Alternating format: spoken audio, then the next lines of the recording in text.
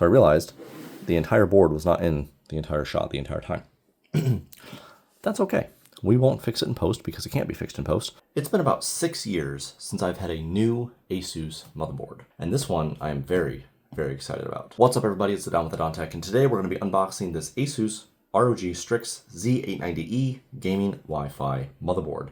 This is going to be an absolute beast of a motherboard that's going in my personal rig. So I'm going to go through the opening experience, see what it looks like, go through everything since the last time I've done one of these. The previous board I claimed was the best ASUS motherboard with a question mark.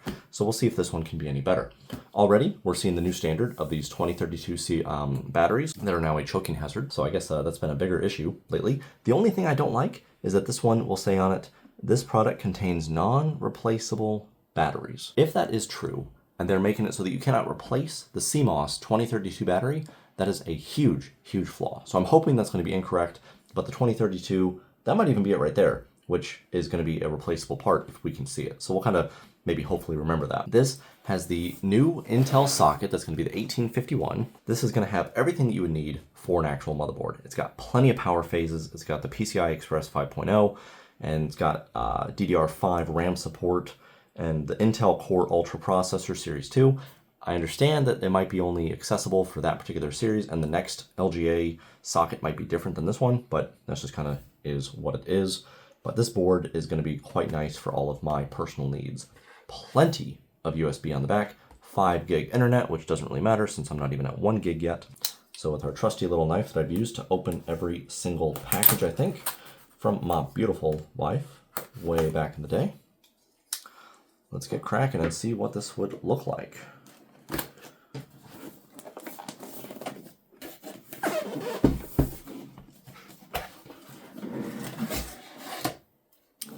All right, right off the bat, you can tell this doesn't open as cool as the previous one. You know, that other one, it opened and it lifted the board. Now that one was a Maximus X code motherboard, and it was, I think, $350 at that point.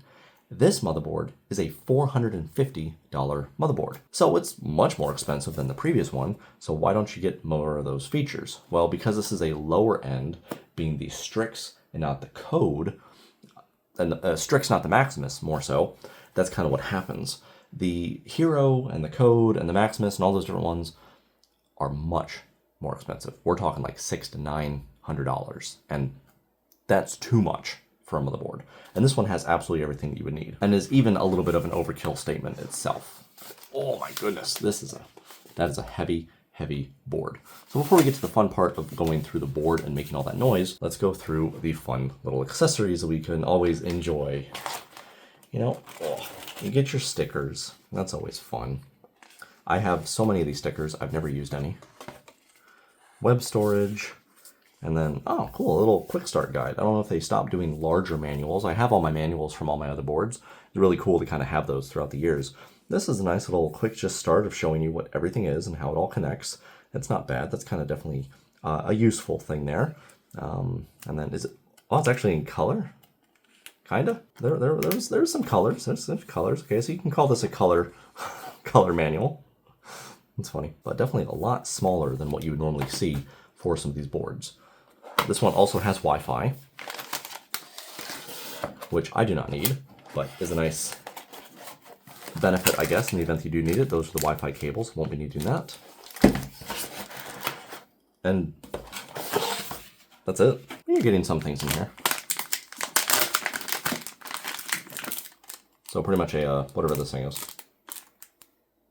Keychain dongle? I don't know, I don't use that either. But then these are just all the screws, connections, cables, any sort of stuff like that. 2 SATA connections, which are even getting smaller as well.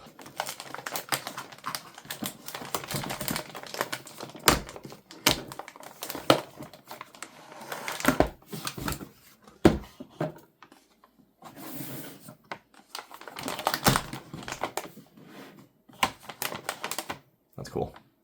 So maybe we'll just do some crinkly ASMR bits. I don't know.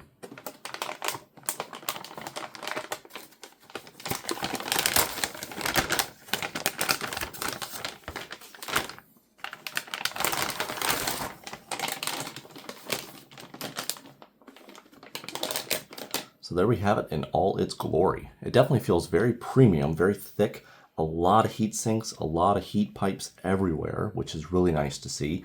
That will help keep everything as cool as physically possible, which is really important when you're running this much power through the computers. I'm assuming this will light up in some capacity and will give me some sort of graphics. We're not going to do any B-roll or show that because this is for a new build. We do have that 2032 battery here that is replaceable, so I don't know what they're talking about with replaceable. There are some non-replaceable batteries. I can't imagine that there's going to be another battery on here because that's the motherboard batteries, the 2032s. The absolute thickness of that right there, this is the heatsink for the NVMe. Which is nice because this is going to have a 4 terabyte NVMe SSD, a Pro variant of it. So that's a thick one right there. That's definitely a premium feel. More SSD covers under here, and then this is probably going to have another slot for an SSD. That's very close clearance though for this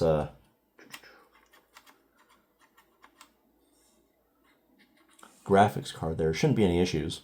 But you also are limited on what you can connect, really a graphics card and then some additional auxiliary thing. You probably wouldn't really want to use this for streaming if you're streaming PC game or anything other than PC games, because you would want to have maybe more than just one of those for an Elgato or something like that. It's got plenty of fan hubs. It's got Wi-Fi 7.0 or Wi-Fi 7, not 7.0. Look at all those. Look at all those USB ports. Oh man, that is absolutely glorious. I love seeing all those. I'm getting more USB-C standard, so it's kind of cool to see those as well. Let's look under the... Whoa, very, very pretty. Very nice. Don't touch that. This is a really thick retention arm. Then we have all these little plastic pieces that we'll remove when we end up doing the build. And that's pretty much just the extent of it. I don't remember what I did 6 years ago in that unboxing video. I think it was a cooler unboxing because when you opened it, the motherboard, you know, kind of came up. Yeah, this is just kind of, it is what it is. You know, I'm going to be putting 96 gigs of DDR5 RAM in here. I'm going to have an 850 watt power supply that's connected, a NVIDIA 3080 because 1, I'm not buying the 5090s. 2, I've got this card and it was free, so I can't complain about that. And we're going to have at least 2 NVMe SSDs, and then 2 additional drives, a like 12 terabyte mechanical drive, and then possibly a 4 terabyte SATA SSD as well. So this is the Strix Z890-E gaming Wi-Fi motherboard. Absolutely looking forward to building with this. It's probably going to have some configurable, customizable lights throughout.